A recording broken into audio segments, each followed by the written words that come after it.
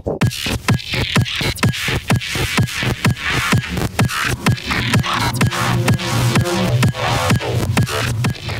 are going to start by making the zombie brows and nose. I start by taking any sort of craft clay. I'm using Terracotta clay. You can get this from most craft stores. I got mine from Eckersley's. Using the clay, you want to shape it into a brow bone. I used a photo and a face cast for reference. The face cast is optional. Also create a small slope for the nose. You buff any excess water and clay before putting the barriers down. In plastic cups and a mini tin foil bowl, I take them down to the tile, making sure there's no gaps. Then taking craft plaster, I'm using plaster of Paris. I poured 150 grams of plaster powder into a bowl. I poured 115 mils of water into the bowl, then mixed well. You don't want to mix plaster for more than a minute because then it can start to dry up before you pour it into your cups. Then you want to evenly pour the mixture into the cups. Make sure you're wearing plastic gloves or this can dry out your hands. I have paper towel around my foil bowl because it leaks, so make sure you tape it down really well. Make sure you give the cups a light tap so there's no air bubbles.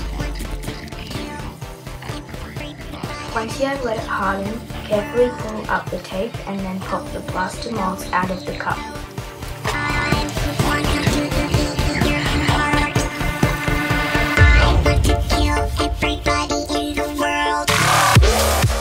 Then pull away any clay inside the molds.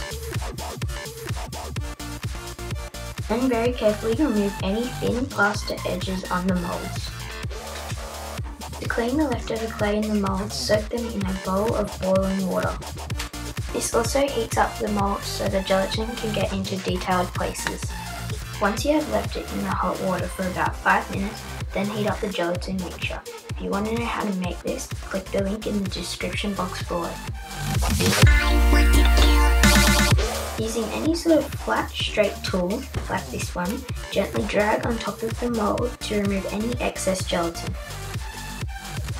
Once the gelatin is fully dry, you just want to powder it with any sort of translucent powder so the edges don't stick to each other. Then pick up an edge of the gelatin prosthetic using a spatula. Then gently pull it out of the mold. Then you also want to powder it on top. To make the zombie mouth, you need some sort of face cast or mold of your face.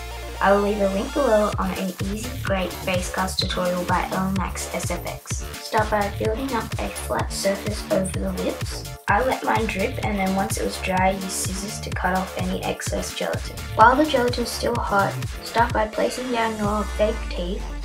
Make sure you do the lower teeth first because your top teeth go over your bottom. Then I put a thin layer of gelatin over the bottom quarter of the teeth.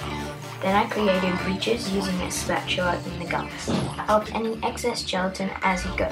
I used oil on my finger and tool to smooth out the gelatin.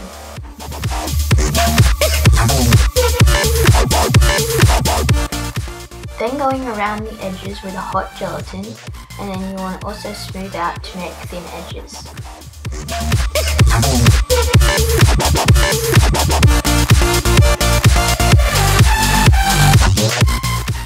Then carefully peel up the gelatin prosthetic.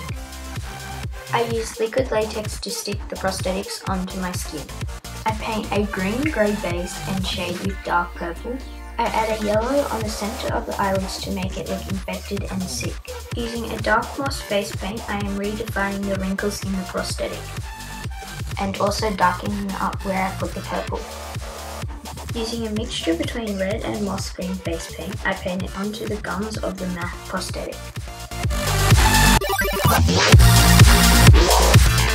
And using an even darker color, I redefined the ridges in the gums.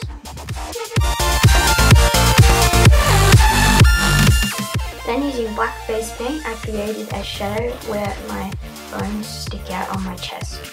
Taking a thick brush, I stippled on a dark brown over my whole face. Then I put baby powder and water in my hair to make my hair look more zombie-like. Use scab blood in my gums. If you want to know how to make this, I have a video on my channel. Also put this around my mouth as well. Then I thought the forehead was too bland, so I added wrinkles and age spots using a light brown face paint, then blended it out with my finger. Then stippled more dark brown over that. Then I added red eyeliner in my waterline. So that's how I colour my zombies.